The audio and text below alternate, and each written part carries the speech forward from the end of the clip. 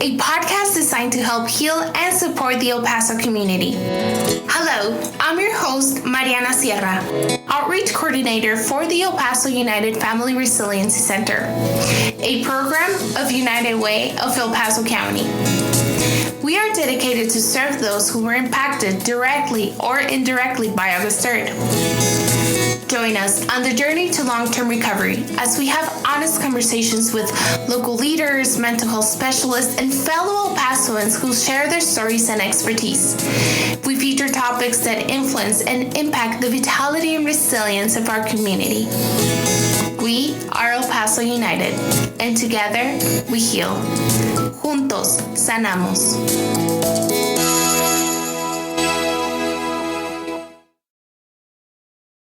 Dear listener, before we begin, a note of warning. The topic we're about to explore contains a mention of the mass casualty event and a description of the events that unfolded thereafter. This episode may not be suitable for everyone. Hello, welcome back to another episode of United and Resilient. Once again, thank you so much for being here. For this month's episode, we highlight one of our wonderful community partners, the YWCA of El Paso. Thanks to our partnership, FRC participants are eligible to receive free fitness classes at their locations. Today, we welcome Scott Smith, a certified personal trainer and nutritional coach at the YWCA. And throughout our conversation, we discuss how can nutrition boost and improve our mental health. Scott, welcome to United and Resilient. Thank you. I appreciate it. So Scott, tell us a little bit more about yourself, the work that you do, your background, experiences, and specialties. I know one of the things that we discussed prior to starting this interview is that you have a deep passion for fitness and nutrition. So tell us a little bit about your story. Yes, Mariana. My name is Scott Smith. I'm a husband. I've been married for about 21 years now. I've got 2 kids who I've trained as well. And luckily, they've made it to district championships due to fitness training that they've had. I'm a military veteran of 22 years, and I've been through 6 combat tours. Also, since I retired from the military, I decided to go out and become a personal trainer. The reason why I wanted to become a personal trainer is because I wanted to continue to help out my community and help out my people. And one of the best ways to help the community is through fitness and nutrition. So I first learned the fitness piece, and then from that point right there, then I started dabbling into the nutritional side of everything. So I became a nutritional coach about a good 4 years ago. So I know the value in, good health and nutrition, and I just want to try and, help out the community any way I possibly can, because I know that those 2 things helped me out when I retired and had to have battles with PTSD and brain traumatic injuries and things like that. Perfect. Well, Scott, once again, thank you so much for being here. And I think one of the things that I've learned throughout the years is that when you see that something works for you, you want other people to experience that, right? You want other people to join. Definitely, I can relate to that, because I myself, have found tools and habits that help me to achieve a better life in a sense. And I want others to join, and I want to help others that way. So I thank you for your service and for this commitment that you have for our community. So now that we know a little bit about where your passion comes from, can you tell us a little bit about the work that you do with the YWCA? So what I normally do I've been working with the YWCA since 2016, and I've been a fitness trainer there for the whole time. So basically, I work with the participants that come. It doesn't matter whether they're young or it doesn't matter whether they're old. I teach their cardio tone classes. And with our cardio tone classes, I go through everything from yoga all the way to high intensity interval training, step aerobics, so on and so forth. Other programs that they have there is Silver Sneakers, and that's for our more elderly population. I also help out and teach that as well. And then when it comes down to aqua aerobics is another passion of mine that I enjoy teaching as well. So for those of us that are out there that can't hop, skip, and jump, and they can't, move as well as they used to, aqua aerobics is a great low impact workout that you can do to continue to stay healthy and train your heart to be strong as well. Now, Scott, I really want to talk about, nutrition. One of the things that I also told you previously is that we were, privileged to talk about physical activity in the past episode. And now we want to talk about nutrition because we understand that nutrition and physical activity is something that they go very well together. So now we want to focus on nutrition. And one of my first questions for you, Scott, is that as a society, we understand that nutrition and our diets is crucial for our physical health. Yet, and the benefits of good nutrition can be many, one of them being boosting the positive effects in our mental health. So why can nutrition improve our mental health? So the reason why nutrition can improve your mental health is because it's got, how can I say it? It's got feel good properties in them. There's certain vitamins and minerals that's embedded in these fruits and vegetables that we eat every day that help our neurotransmitters produce different types of chemicals inside our body that just, turns around and makes us feel good. Two of the ones that I can think about the most is dopamine and serotonin. You get those feel good chemicals through your fruits and vegetables. They help out with focus. They help out, when it comes down to exercising and wanting to continue to eat healthier, because from that point right there, you start to see it's also something that helps you sleep a little bit better as well. So we all know that if we can sleep better, then at the same time, we have more energy. So if we sleep better, then we have more energy. And from having more energy, then we wake up and we have a more positive outlook on life. And from that point right there, we tend to start feeling better. That's always true, right? Because, as you mentioned earlier, you were faced with your own experiences, traumatic events, and I myself did too. So I would always encounter that, when I took care of my nutrition, even though I was facing a difficult moment in my life, it made me feel better. And when I took, my nutrition was poorly, it made me feel worse about myself because maybe the sugary foods were not as beneficial for my body. So one of the things that I've also learned in my own journey, because nutrition has always been a big component in my life. I faced a couple of things. And one of the things that I've learned is about mindful eating. When you're very, very mindful of what you're eating, the foods that are going through your body. So to you, what is mindful eating and how can I know which diet is best for me? Okay, Mariana. So when it comes down to mindful eating, that's one of the biggest things that I teach my fitness clients, and I teach my nutrition clients as well. So when you go to the grocery store and you're looking for foods to eat, you're walking down the aisle. One thing that you have to keep in mind is the fact that the food industry is a business. It literally is a business. And on the front of that box is going to tell you that it's the best thing since sliced bread. It's going to make you healthy. It's going to cure all your problems. It's going to make you it's going to make you feel like $1,000,000. But that may not necessarily be the truth in the back. So one of the things that helps out with mindful eating is learning how to read nutritional facts. That's going to be a huge one. And when you do pick an item, knowing how to figure out, is this item actually healthy for me? Or is this item based off of the ingredients that they have? Will it do anything for you, or will it hurt you more than it'll help you? So that's one of the biggest things that I teach, because you could sit there and buy a product that you think is going to be the best thing since sliced bread, and then all of a sudden you eat it and you're eating it for 3-4 weeks or whatnot, and it's just not doing it for you, and you can't figure out the reason why.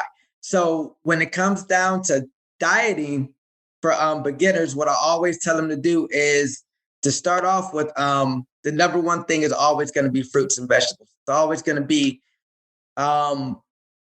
starting off with those 8 servings of your fruits and vegetables. And then on top of that is also when people use the word diet, I tend to try and steer them away from it because of the simple fact that diet just seems like it's such of a short-term term.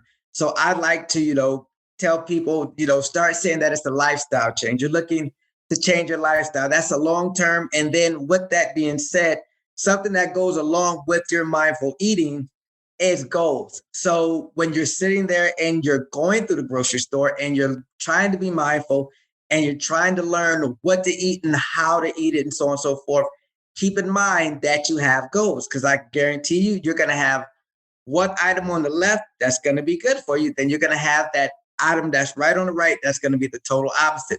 And you have to be in that right mindset to pick the right item as well.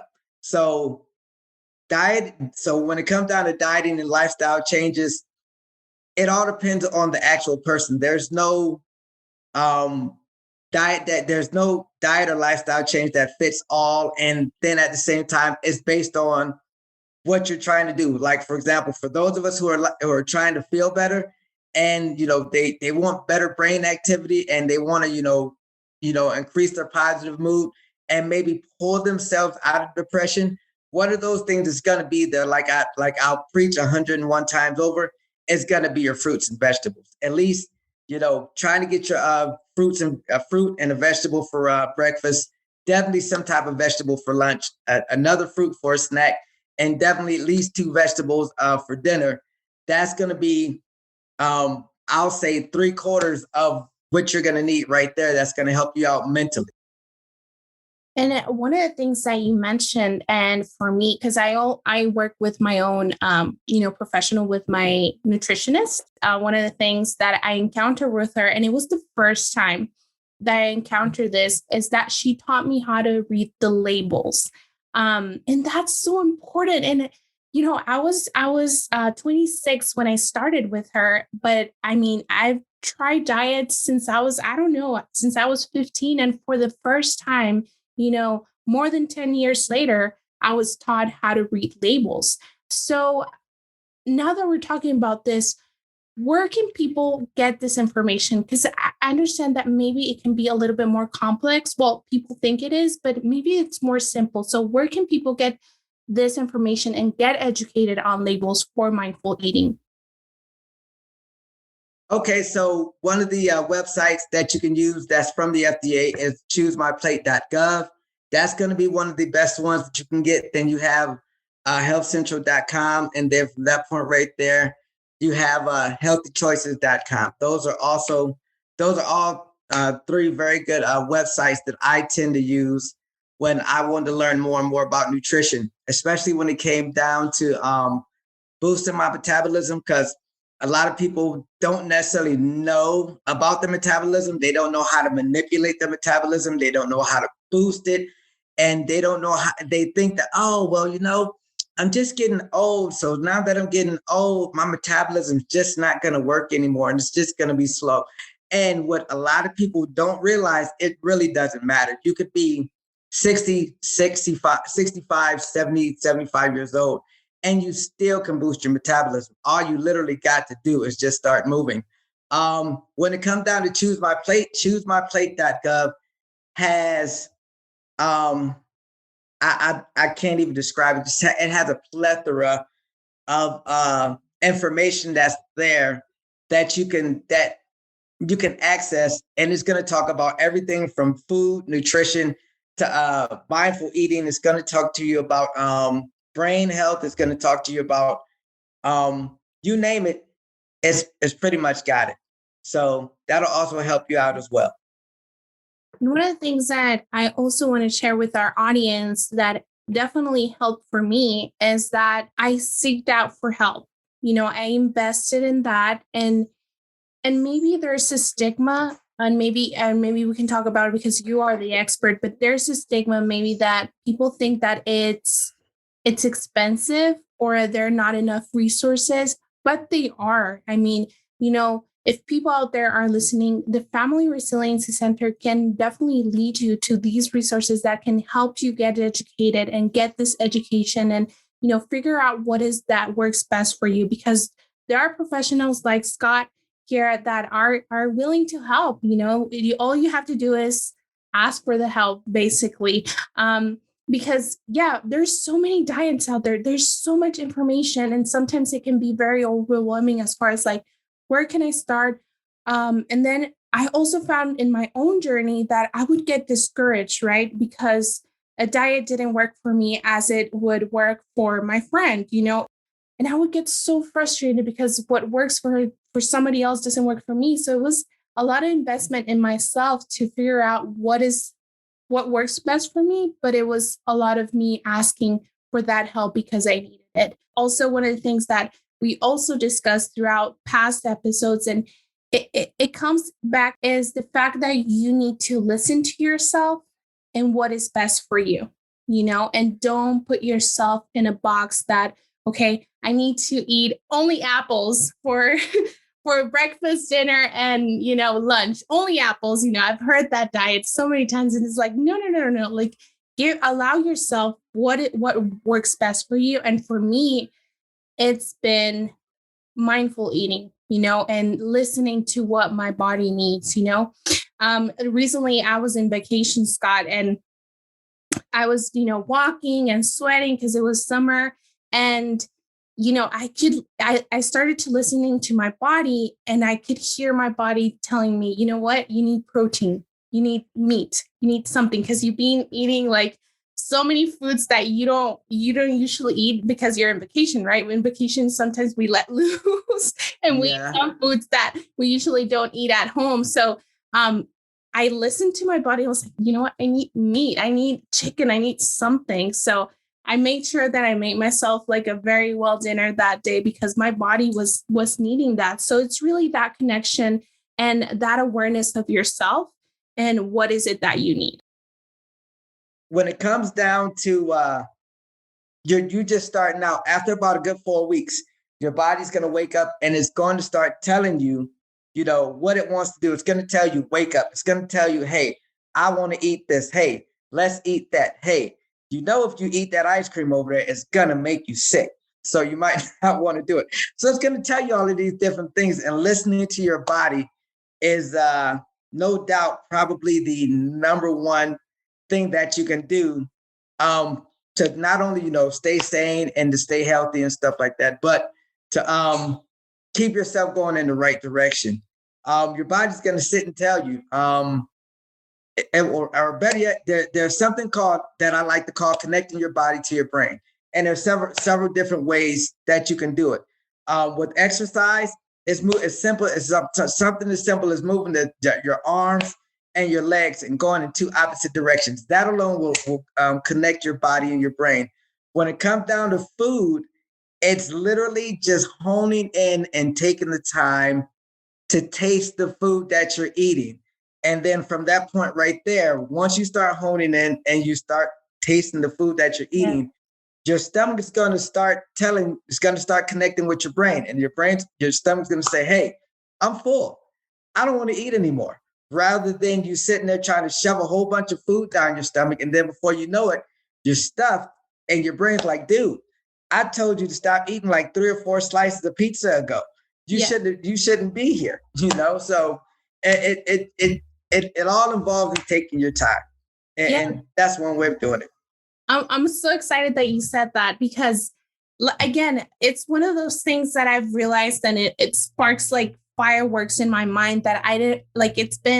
Right now I'm 27 years old, and I just realized that tasting the food, I mean, that's just wonderful because sometimes, one of the things that I also worked with my own nutritionist is that she discovered that before I would always eat while watching TV or while doing something.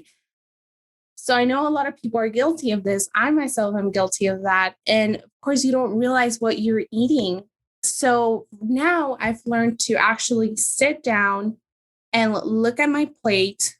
And really, it's like a mindful exercise of like acknowledging what is in front of me and tasting the food. What also has been very empowering for me in my own nutrition journey, I love that you call it like that. I'm going to copy you for now on, is that cooking my own meals Goodness. Oh my gosh. Because I always told myself that I was the worst cook, and I still am. No, you're I'm not not. a perfect cook. Let me tell you just that. But there's a lot of power in cooking your own meals because you actually see what's going in your body. And for Exactly. me, it's been like a game. Like I'm Mm-hmm. trying, what if I tried this differently? And what if I do this differently?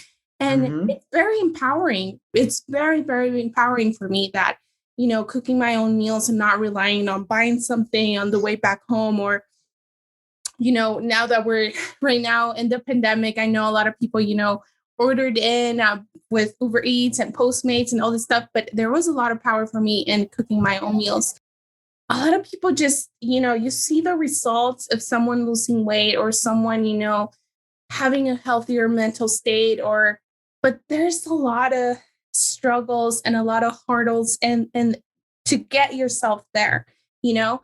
Right now I get excited about nutrition, but before it was very, very difficult for me to even talk about, to even say the word diet. It was just so difficult for me. And it really was a process. And it really also was, I the work that I did with my own professional, my nutritionist, it went tied on with, of course, with physical therapy and counseling and seeing what was there and like grasping, the habits that I had since a very, very young age. So it is a long journey, a difficult journey, but a very doable journey if you ask for help, because once again, there is help for you. This is United and Resilient. We'll be right back. My name is Iris Lopez. I am a weather anchor and reporter for KVIA TV here in El Paso, Texas. I'm also the founder of Mija, Yes You Can, a local nonprofit organization here in the borderland as well. Where was I on August 3rd, 2019? I was working. I used to work the weekend mornings. I would do the weather. And that day, it was a slow news day, something that me and my fellow coworkers will never say again because we feel like it was just, something that just jinxed us. And I remember that day, I got off at 9:00 and I said, there's not much going on. I usually would do the web stories after my shift for weather. So I said, I'm going to go pick up my son from his dad's house, grab some lunch. At the time, that was lunchtime for me. And I specifically remember when I was heading out of the parking lot, our assignments desk manager at the time, Peter Rothermel, I specifically remember him jolting out of the building, running after my car. And I look in my rearview mirror and I'm like, what in the world is he doing? I finally stop. He comes up and he says, hey, I might need you to write a web article because there's a reported shooting at the Walmart by Cielo Vista. And, we hear about shootings here in the borderland, and being in news, sometimes we become numb to these stories. So we thought, it might not be something. But I said, okay, well, I'll drive past Cielo Vista. It's on my way home. When I get home, I'll write the web article and see what's going on. He was like, okay, that sounds good. Driving by Cielo Vista Mall, I remember I had never heard so many sirens in my life. And it was at that moment that I realized this is something. This is more than just nothing. And sure enough, my boss calls me and says, where are you? We need you to come back. We need all hands on deck. So I said, okay, let me just pick up my son real quick. Picked him up. I was going to leave him with my grandparents, but I said, no, I felt uneasy. I said, baby, you're going to come with me to work. He was tired. He was up the night before, late. So I said, you can sleep right there in the little waiting area.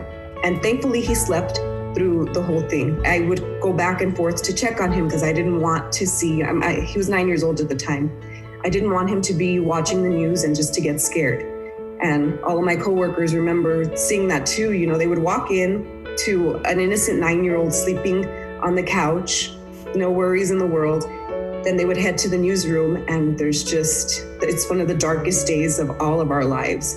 And it's something they remember and it's something that I remember as well. And that day it was all hands on deck. All of my coworkers, we wanted to just help however we could. Some of us didn't even want to go home, but our boss said, you need to go home because, you need to take some time because this is going to be going on for a while. And sure enough, I remember days after that, right in front of my desk, we, in the news world, we have to keep up with the victims and who passes away. And every time there would be another victim of the shooting, they would put their picture up with their name. And I had 22 at the time pictures in front of me And I would walk in every day, see their pictures, and it just took a toll on me. And it was tough. But I remember the next day, I had to give the forecast, Sunday morning. And I said, who wants to listen to the weather, when it's one of the darkest days of our lives? But my boss said, we need to give them a little sunshine on one of these dark days. So just try as much as you can. And I tried, but it wasn't easy. But I do think that people just needed somewhat of a break. And I will remember, though, August 3rd, I'm always going to remember that day. But August 4th is one of the days that I think I'll remember as well, because our community just came together. And it was just like something I had never seen before. Shirts being made, stickers being made, people just throwing money left and right to help however they could. We may not have known someone personally, but in a sense we did. We're all family here in the borderland, and someone does something to our people, we're gonna do what we can to help them feel better, and we're gonna do what we can to help our community come together. And I think since that day, our community has been, El Paso strong. It's more than a phrase. It is now a way of living.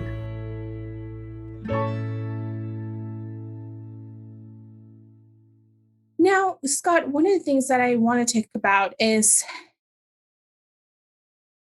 because you talked about how to get started, and with nutrition, again, there's so many diets out there, right? There's so many, you do this and this and that, and this is what you're going to eat. But really, what I also appreciate about my nutritionist is that she allowed me to go step by step, baby steps, right? Mm-hmm. And not hate myself when I fell through. It was like, hey, you know what? Because before, when I go to previous, professionals, like it will feel like they were regañando, that they were like my parents, like, no, you did this, little lady, I'll call you. Like, no, pizza, no. And for the first time, the lady that I'm working with now, she allows me to get myself to know my body and what are my needs. And it's okay if in a Friday night I had pizza, like that doesn't matter. That doesn't take steps away from my own journey. So how can we get started, and what is the best way to get started? Okay. So a few things I want to touch on before we even get started with how to get started. You mentioned making your own food. One of the things that excites you, like I said, is experimenting and, picking out your own food and how you want to eat it. This is the reason why I don't put recipes together for anybody. I'll put food combinations together for people, but I won't put actual recipes together for people, because for me, what I might like, somebody else might not like. For me, I have a very relaxed, simple way of eating. Whereas someone else, they've got to have this spice, they got to have that spice, they got to have this flavor. I don't need all of that in my life. I just want some food. I want to get full, and I want to go on about my life.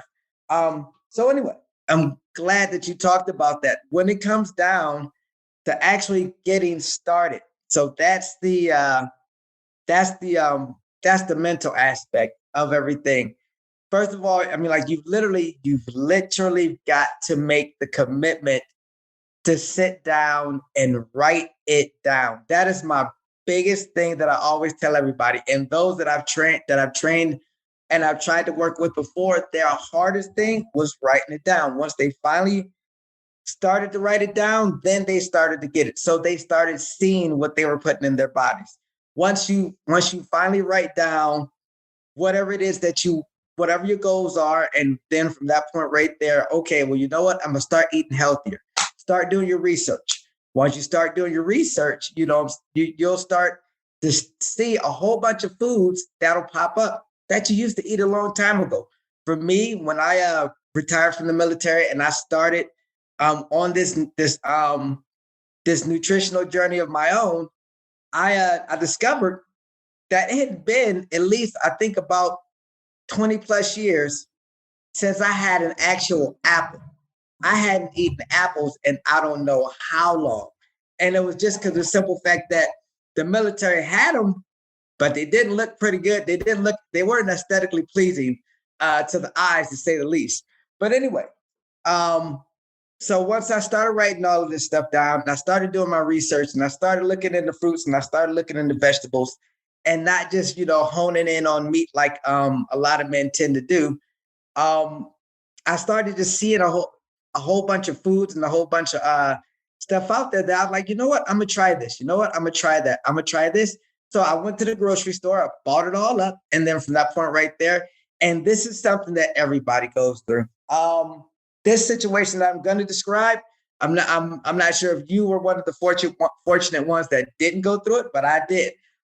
In my haste and motivation, what I did was I bought all of these vegetables. I mean, I bought about a good $120 worth of fruits and vegetables. Brought all that stuff back, threw it on my counter, and just stared at it for about 20 minutes and had no clue what to do with it. So from that point right there, it was like, okay, you know what? Calm down, don't panic. Because I mean, like everybody does it. They'll get to the grocery store, and no matter if they've been to the grocery store 101 times, they've been to the grocery store for their parents, they've been to the grocery store for their kids, they've been to the grocery store for their husbands, they've been to the grocery store for their family members, but they've never been to the grocery store for themselves. And that's the thing that blows people's minds, because they'll go in the grocery store and like, okay, what am I going to eat? And you got the whole grocery store full of foods and don't know what to pick. So anyway, going back to what I was saying before, you got all of this food right there. And, from that point right there, that's the reason why you need that plan. That's the reason why you need to write it down. So what I did was I referred back to the plan. With that plan, I went ahead and seen, okay, I'm going to go ahead and I'm going to chop up these vegetables. I'm gonna go ahead and soak these beans. I'm gonna go ahead and get ready for a week's worth of food. From that point right there, the food I didn't need, it just clicked. I put the food in the refrigerator, everything that I did need, I started chopping it up. I started soaking it. I started, cooking it. From that point right there, before you knew it, I had a whole week's worth of vegetables and a whole week's worth of side dishes to eat. Then from that point, all I had to do was just figure out what I wanted to put with it, whether it was going to be chicken, turkey, or some type of fish or something like that. So from that point right there, I sat my tail back down. I did more research. I figured out what's the leanest type of chicken to eat, what's the leanest type of fish to eat, all the things that you want to try and put a meal together. Once you got all of that knowledge and you got all of that data, you go ahead and put all of that stuff together. Before you know it, you got meals for the week. So that's how I got started. But for the average person that doesn't necessarily know how to get started from scratch, I call this the 2-week rule. Experiment, literally experiment. You already know that you're going to want to cut down on salt. You're going to want to cut down on sugar. You're going to want to cut down on greasy food. So if you're one of those who like to go out to eat and go out to restaurants and all the time and stuff like that, that's going to come to a screeching halt, and you're going to have to learn how to start making these foods on your own. And eventually, you're going to have to experiment. You got your 2 weeks. You go through those 2 weeks. If what you tried worked, keep it. If what foods you ate worked, write them down and then put them inside of a recipe book, because you're going to come back to it. And then from that point right there, you go another 2 weeks. You try something new. Like, say, for example, if you were eating chicken and broccoli for a week and you loved it, you go ahead and you got the chicken and broccoli. Then from that point right there, you go to something else. And if you like it, you keep it. If you don't like it, you throw it away. You find an alternative. And then, just like I said, it's all about the experiment. Eventually, you'll get to where you want to be in due time, but it's just going to take you some time. It's not going to happen overnight. Right. It is. It takes you quite some time. And I myself, right now, when you were talking about that you bought all these vegetables, when I always wanted to start, I always bought those 100 worth of vegetables and then they went bad on the fridge. So, it's been a journey with me, but definitely, again, what has helped me is listening to what works for me and only me, and, getting that help that professional help and acknowledging that I'm not alone in this journey. Also including my family members that live with me, my friends that I engage with most often. So all those things have really helped me. But I also understand that when facing trauma, like the one many of us experienced on August 3rd, 2019, or we're facing a mental illness is very, very hard, because of course, sometimes there's not enough energy or there's not enough, sometimes it's very hard. Mental illness is real, and it's as real as physical illness. So what are the key barriers for engaging people with mental illness or trauma in good nutrition? And how can they get started while being mindful of their situation, of their current trauma? So you mentioned support. Nutritionally, starting out on your nutrition journey, support is going to be extremely paramount because you're not going to be able to do this alone. And for me, that was one of the things that I noticed a long time ago. It's extremely hard to eat healthy when everybody that's around you is eating unhealthy, or they're eating crappy foods and stuff like that. And then at the same time, if you're having issues with mental health, it's the same concept. You tend to get that stigma that you're the only one that's going through it. You get stuck in your own little world. You feel like it's only you that's going through this journey and nobody else is. And one of the things that I learned throughout this situation, especially with me having PTSD, is that everybody's got a story. And with that being said, is if you tend to go to counseling, you'll tend to hear more of these stories, and you'll feel that you're not the only one. And in turn, as time goes by, that's going to help you out, and it's going to give you a little bit more confidence to just keep pushing and to keep driving, and to keep trying to be the very best that you can be. So some of the barriers that you're going to go through, besides that, is just going to be just trying to make it through the day, and you're not going to feel that motivation to do it. And it's like, how can I describe it? I hate to say it like this, but it's like going through it's like every day is a Monday. Put it that way. Every day is a Monday. And it seems like, every time you want to do the right thing, or you want to sit there and you want to try to eat healthy, you got somebody walking past you with a big old drumstick, a big old fried chicken wing. There you go. You got somebody walking past you with a big old fried chicken wing, or you got somebody every time you want to sit there and you want to eat a cup of broccoli, somebody walking past you with a cup of strawberry cheesecake ice cream, and you're sitting there like, I want that so bad. So it gets discouraging. The thing about it is once I started realizing this, especially when I was training soldiers in the military, and the mental effects that it has on them, is that I would tell those younger soldiers, get with a support group. Go hang out with friends that's like-minded with you. Don't hang around people that feeds into what you don't want to be, because eventually you're going to wind up going right back to it. If you're hanging around a whole bunch of people that's always eating unhealthy, eventually it's just going to go back to it. In order for you to get better mentally and get better nutritionally, you got to change your environment. Even if it's something as simple as changing the paint on the walls, change it. If it's something as simple as changing the clothes that you wear, change it. Nobody says that just because you look a certain way, or you like to be a certain way, or something like that, that you can't change it, or that you can't change what you're doing or how you're doing it, stuff like that. So from a mental aspect, it's one of the things that helped me out. And then I guess the biggest aspect of that would be getting out and doing something.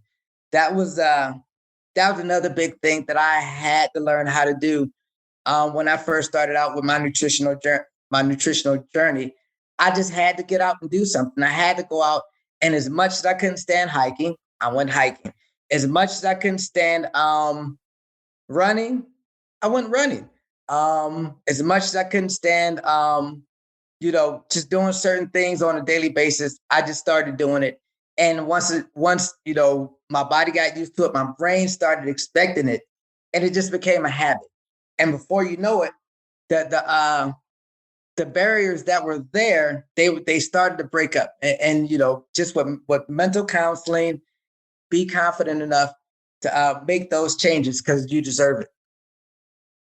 And one of the things that I would also like to add, Scott, from my experience, is one, when it comes to asking for help and like the nutritionist that works with me, it was really allowing myself for her to know my story.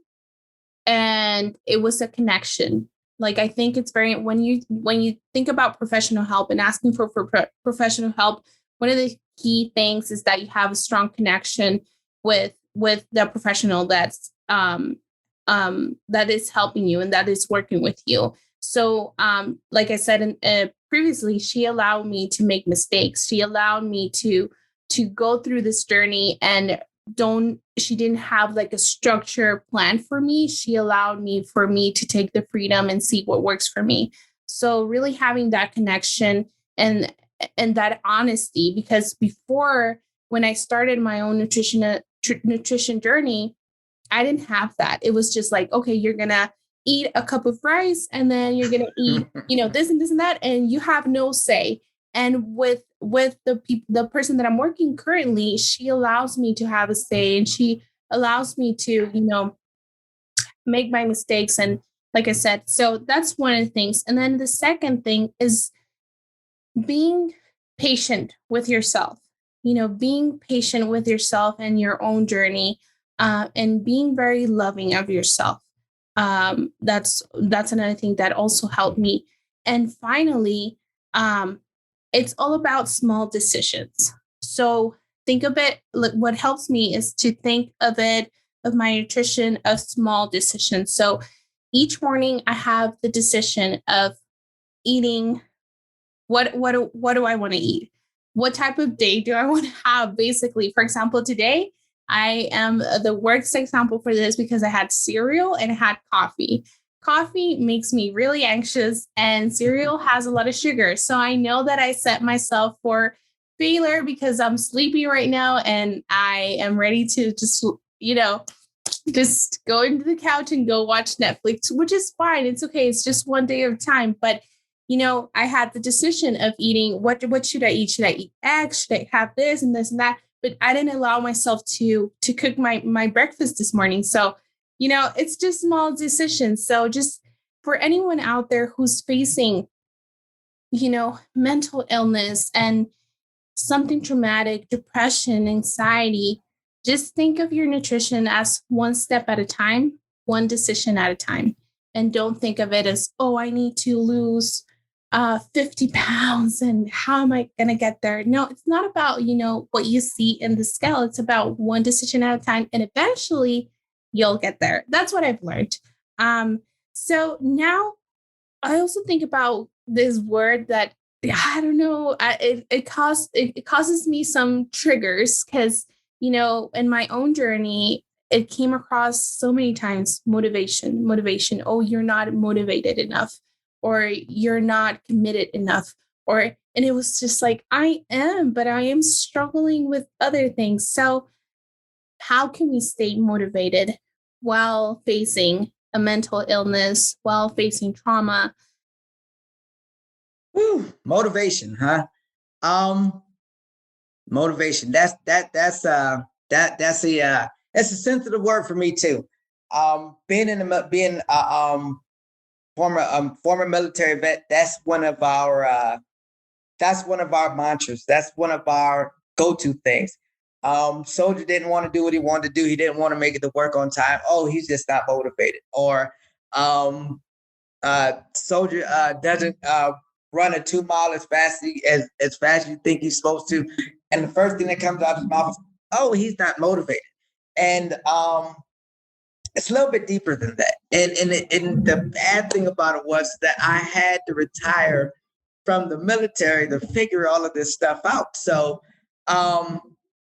you too, even when you do say the words stay motivated, or how do you do things like that, and how do you stay committed, so on and so forth.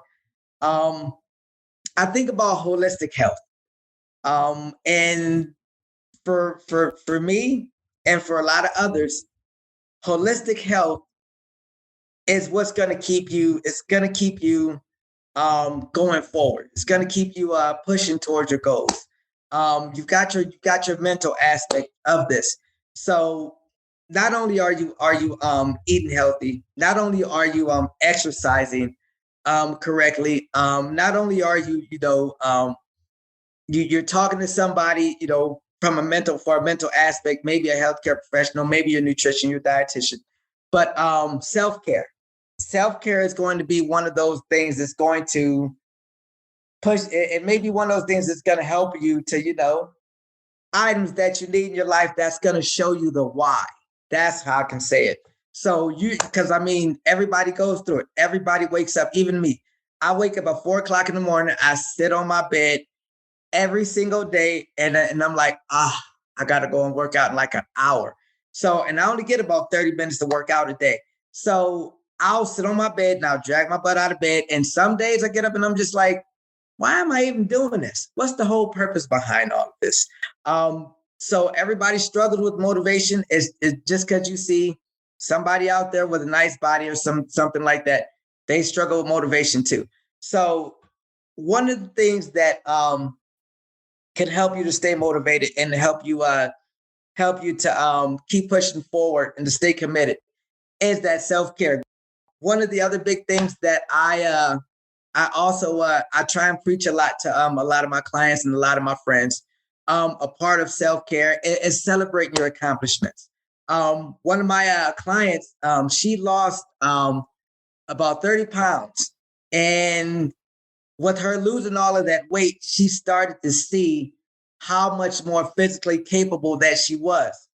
And every time that she would reach a new height, I would post something on Instagram to show her that, okay, so what? So if you do one pull-up, I'm going to do 5 pull-ups, something to keep motivating her. And it's the same thing for you. Whenever you find something that you did that you couldn't do before, you need to mentally celebrate it and keep finding that new why to keep doing it. And before you know it, that those old feelings that you had, sitting up on the bed or dragging yourself to the gym early in the morning or dragging yourself to the gym after you get finished or you get off work and stuff like that, you'll have a newfound purpose. But at the same time, you just can't forget the why. You've got to always get the why and then celebrate the why. Celebrate the why you're doing this. Find your why to keep you motivated and you'll go far. For me, my why is I just want to live a little bit longer. For me, everybody, I won't say, majority of people that I know in my family, they all have chronic illnesses.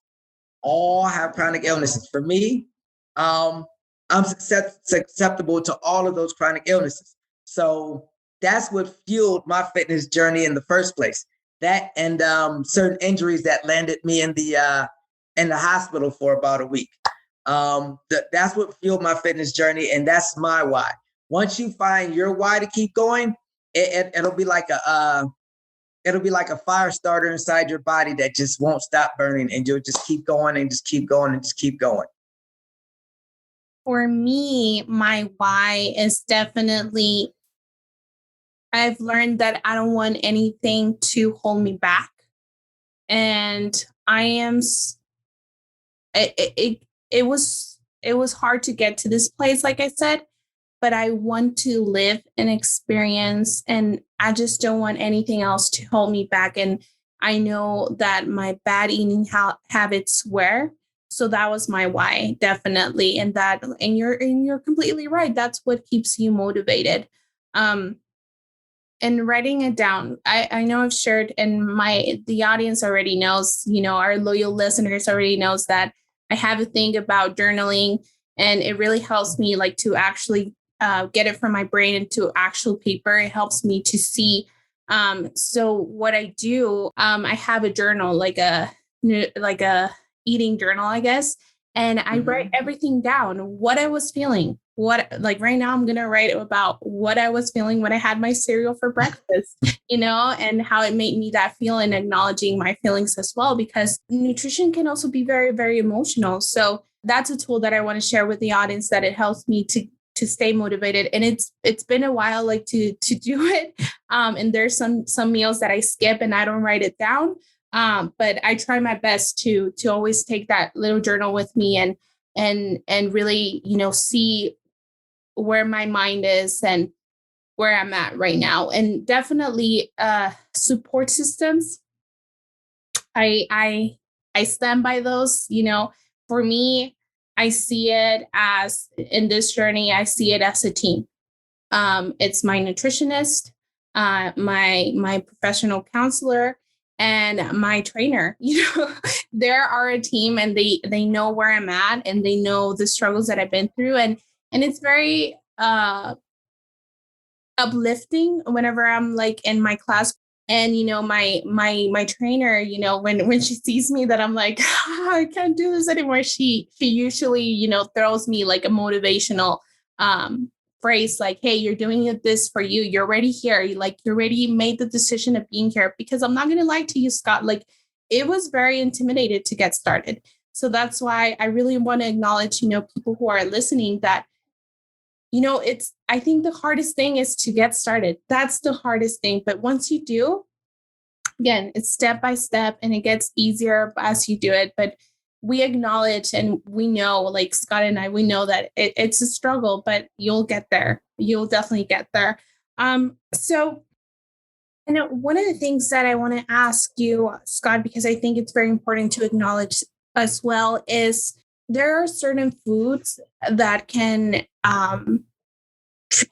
be triggers. I know, for example, I've seen a couple of like memes and stuff like that. Coffee is one of them. And I know for myself, I can't drink coffee. And when I do, I'm like, oh, you already know the type of day that you're going to have. So what are some foods to avoid, and how can we achieve balance? Because at the same time, I like coffee. So how can I achieve balance between, foods that can be triggering, as well, like you said, being easy on yourself? In some cases, you could sit there and you could say, oh, you're going to avoid it like the plague. And you're going to get rid of all the coffee in your house, and you're going to, stop drinking it altogether. Somehow coffee can find a way to grow some legs, and it just hops into your cart, and somehow you magically pay for it. And then all of a sudden it winds up in your cup the next morning. Got it. It's going to happen. There's no way, in my opinion, that there's ways to avoid it, but is it going to make you happy? Is it going to cure it for you? One of the things that I always tell a lot of clients to do is find healthier alternatives. And if it's coffee you like, try and find a coffee that doesn't have any caffeine in it. It's got to be some out there. Or if there's a healthier alternative out there, research it and find it. Honestly, when it comes down to nutrition journeys anyway, you're going to have to do it. When it came down to me, I used to have fried chicken Fridays. That was my thing. Or fried chicken Saturdays. And after a while, it just didn't work out for me. So what I had to do was I went to baked chicken Fridays or baked chicken Saturdays, and that was my healthier alternative. And also, one of the tools that my nutritionist and my team gave me is think of yourself as the person that you love the most. When you're facing a mental illness, maybe you don't see yourself as that person that you love the most, but maybe it's a kid, maybe it's your children, maybe it's your mom, maybe it's your dad, your partner. How would you make sure that their nutrition was top notch? And just think of yourself that way. So that really helped me to get started. And when I was thinking about my triggers, I would think my dad and my mom, of course, are the people that I love the most. And I would think about my dad and think, hey, would I give my dad a cup of coffee, even though I know it would spike his anxiety? No. So why would I do it to myself? So that's another tool that I use. And now, Scott, we're leading towards the end of this interview, and I'm sorry that we are, because I'm enjoying this conversation so much. But I want to ask you as well, if we have someone at home who is facing mental illness and trauma, how can we encourage them in healthy habits without being offensive or controlling of the situation? You got to find your niche. You got to find your home. One of the things that I do try to build at the YWCA is a fitness family. And the majority of us that's been there, we've been working out together for some of us since 2017. And, the more and more people come in, the better off that it gets. So for those that do have those mental issues, that's hard for them to talk about, or that is hard for them to, it's hard for them to, break themselves out of that shell. In some cases, you've got to find that support group. You've got to find it, regardless of regardless of whether it's at, whether it's in a gym, or regardless of whether it's in a focus group, or whether it's in a book club or what have you. You have to find what works for you. Perfect, Scott. And now my final question would be, what is a message of hope that you would like to give to our community members, especially to those who were deeply impacted by August 3rd, 2019? The biggest thing that I would like to say is that you're not alone. There's always somebody that you can talk to. So, there's always somebody out there that's willing to help you out, because at the end of the day, not only did you go through it, but all of El Paso went through it. In some cases, majority of the United States went through it. Anytime that there's a mass shooting or something like that, or it's an active shooting of some kind in the United States, everybody feels it. Just know that you're not alone, and there's hope out there for you. You could be walking down the street and somebody could be walking right past you. That could be the one person or that one key to make your life make you feel a little bit better, or make your life a little bit better. All you need to do is just ask or just talk. Well, thank you so much for that, Scott. Thank you so much for this wonderful conversation. I really enjoyed my time with you. Thank you again. Can express it enough. I appreciate it. Hopefully, I helped you out, Mariana. Continue going along with your fitness journey. You're doing great, and I would love to continue helping you out anytime you need any help. Thank you, Scott. Have a wonderful day. Okay, thank you. You too. Thank you so much for listening today. We hope this content serves you and your loved ones as well. If you enjoyed our podcast, please do not forget to subscribe and follow us on Facebook, Twitter, and Instagram at El Paso United FRC to learn more about our commitment to the community's long-term recovery. Please join us on the next episode.